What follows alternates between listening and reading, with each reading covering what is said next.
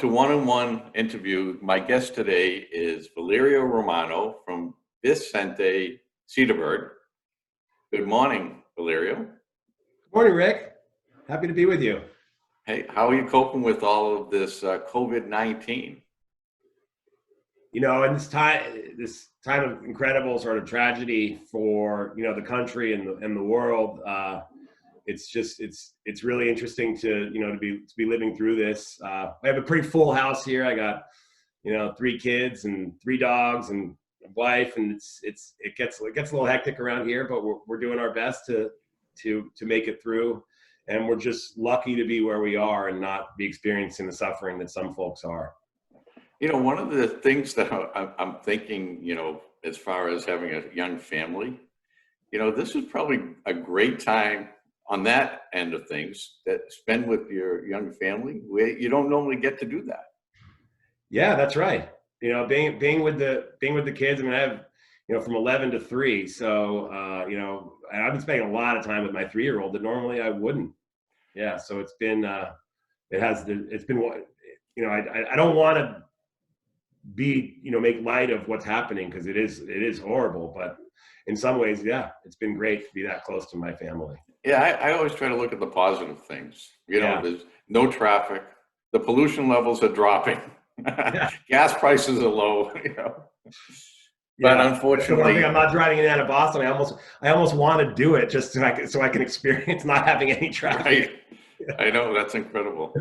But tell me a little bit about what Vicente Sederberg, Yes. what you do there. Yeah. So Vicente Sederberg, we're a national law firm that really specializes in cannabis related work. I'm a co-author of the ballot initiative, Question 4, from 2016 ballot that ended cannabis prohibition in Massachusetts. The founding partners, Brian Vicente, Christian Sederberg, and Josh Kaplan out of Denver, participated in Amendment 64 there, ending prohibition in Colorado.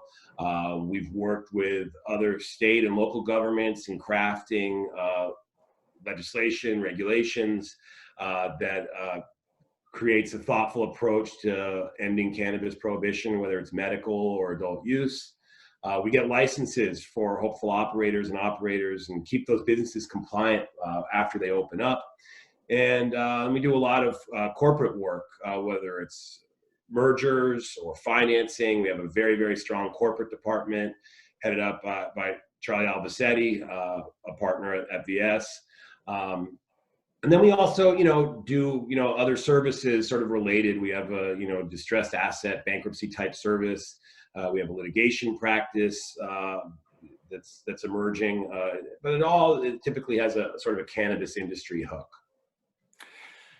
So we'll get right into what's going on in the industry.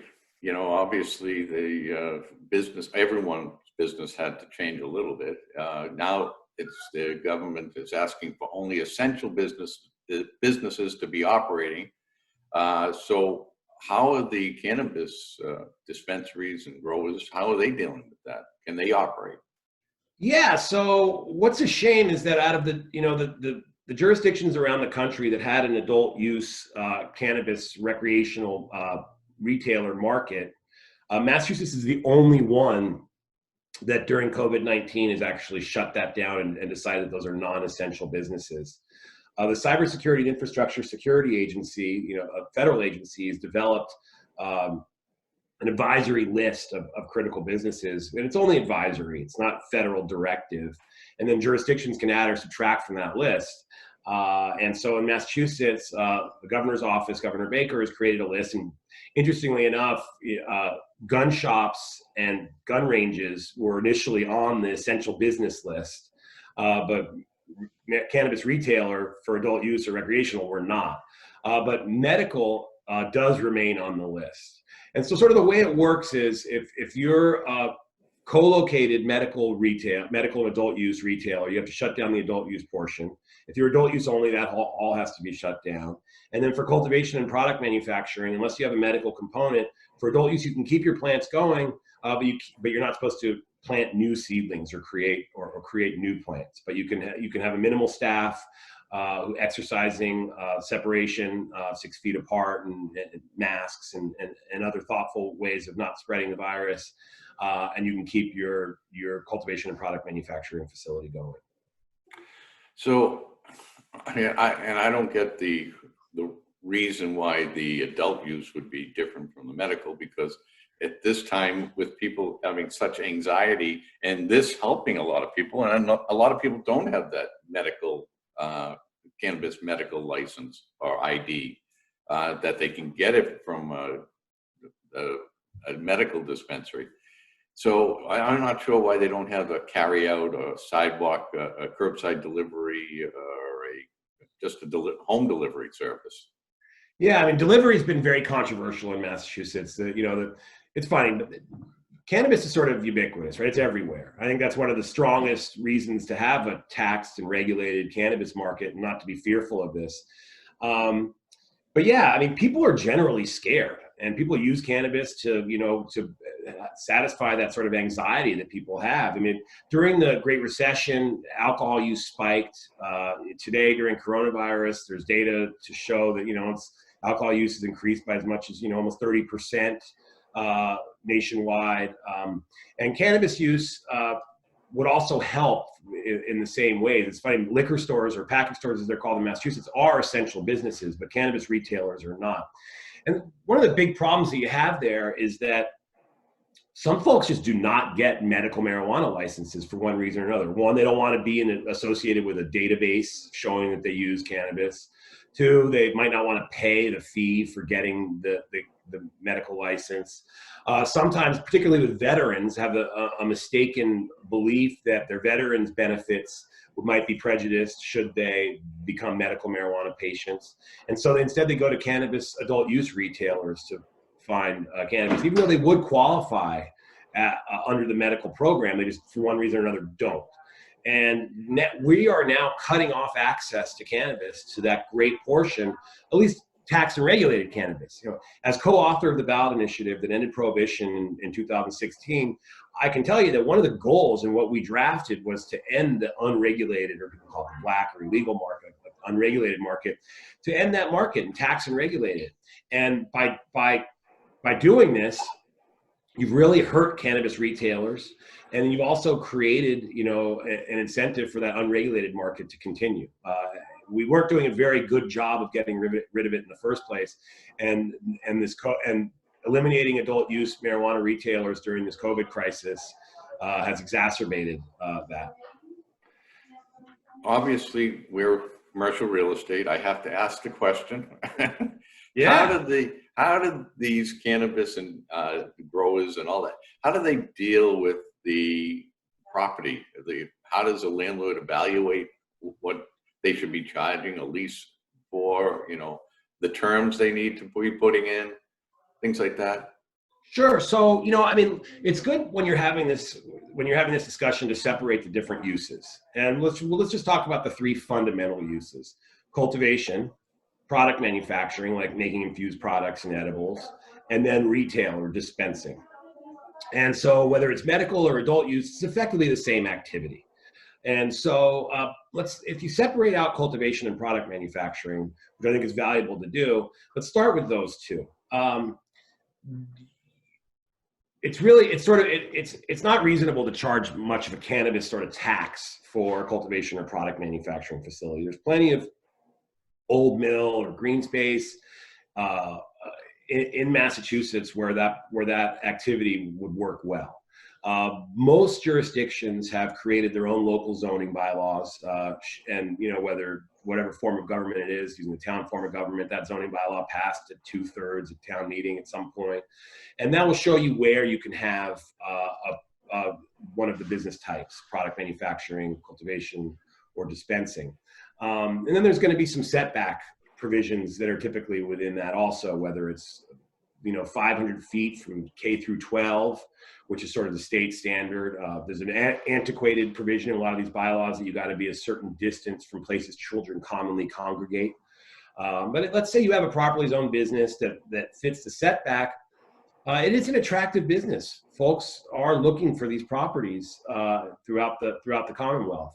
You don't want to pay a huge premium on your cultivation or product manufacturing property because you're going to have to remain competitive in the years to come, and that just adds to the cost of the cannabis.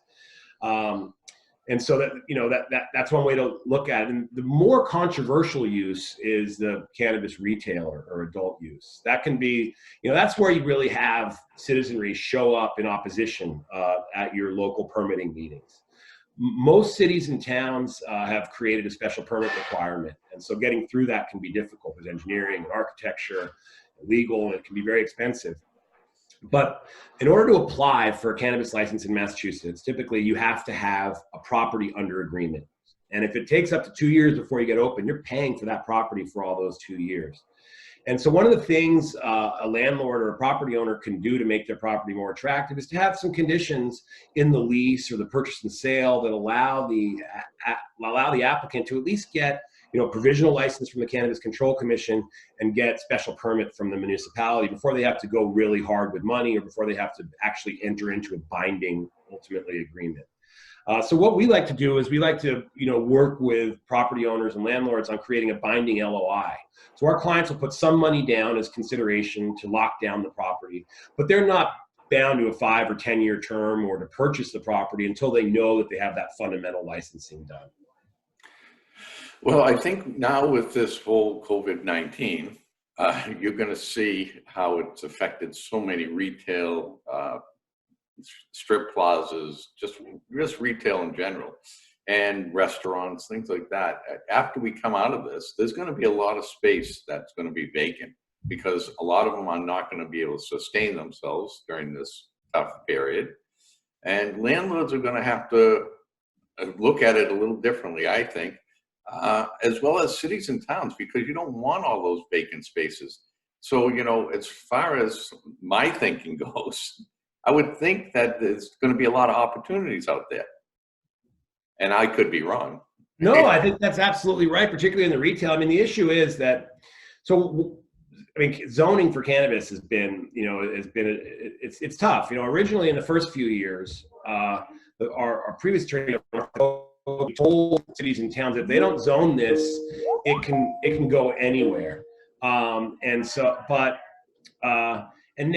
what they did was they zoned it in the back of industrial parks, even for the retail use.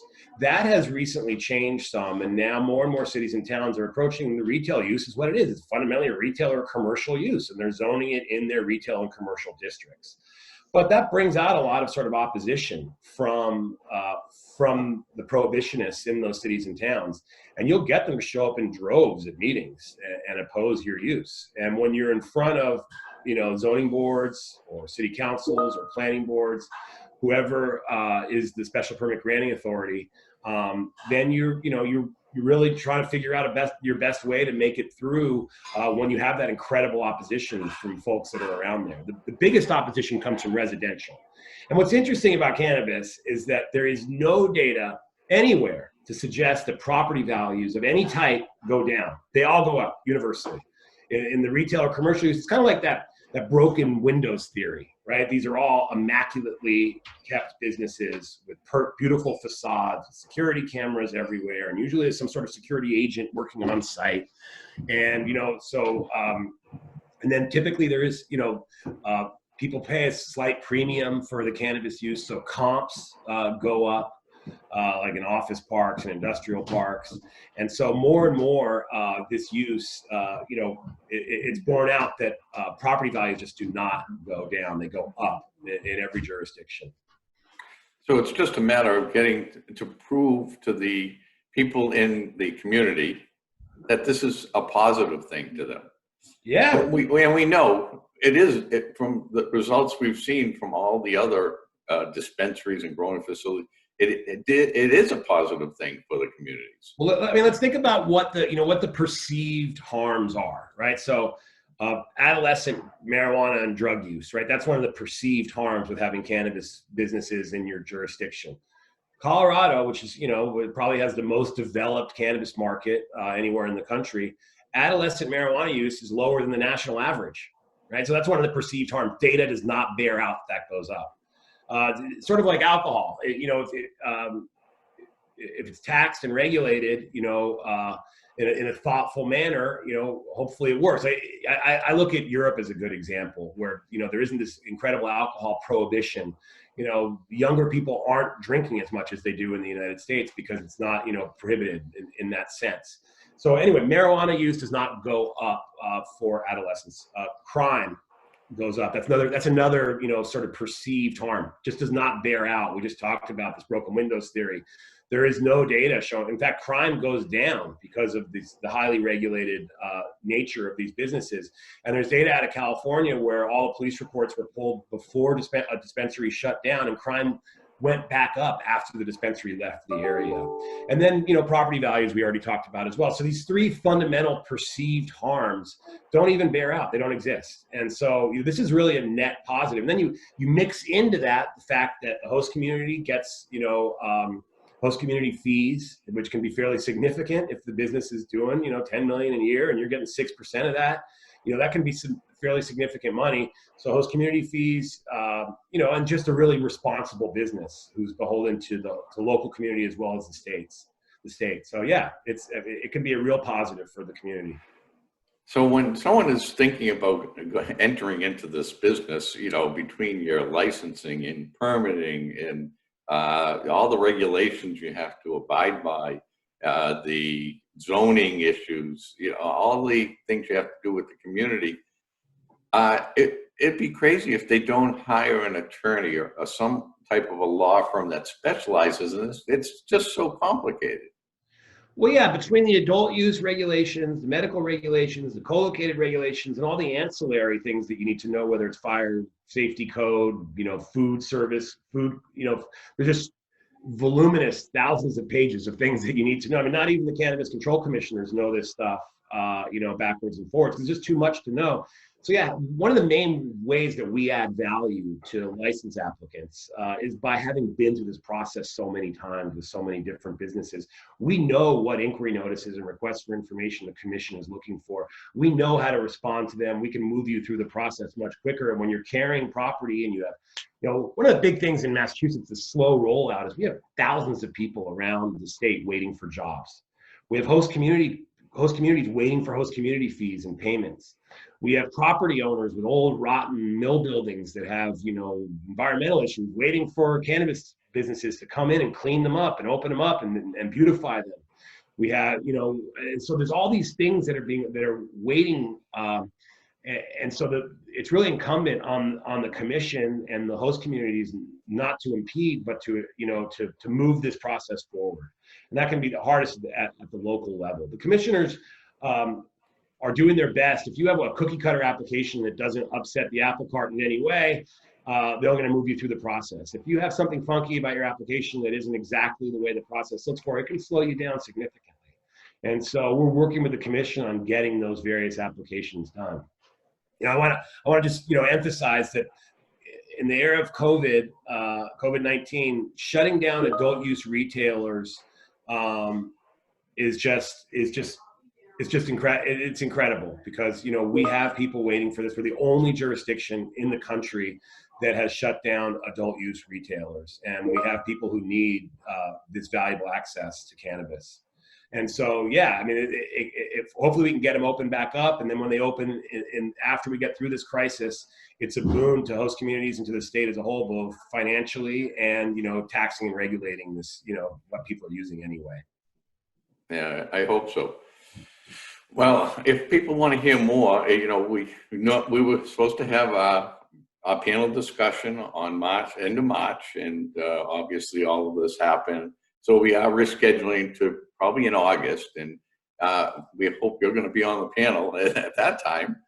You're not going to be there. Yeah, you're not going to be on a vacation. You've already been on a vacation for over a month. Yeah, that's right. Once they open the world back up, I think I'll be at work. That's right. No, but I want to thank you for being there. The last panel I participated on with you guys was super well attended. All the panelists were incredibly thoughtful, informative, and knew their stuff. And I look forward to doing it again. It's a great organization and a lot of fun. Yeah, people seem to like our cannabis events that they have been working well for the past. I think we're on 4 years now. We've been doing. That's I want great. to thank you, Valerio. Thank you, Rick. I appreciate you coming on and doing this with us. It's Valerio Romano from Vicente Sederberg. That's right. Great. Thank you. Have a pleasant afternoon. Yeah, you too. Take care. Thank you for watching today's interview. If you'd like to be a guest, a sponsor, or even advertise in the New England Real Estate Journal, you'll find our contact information in the description box below.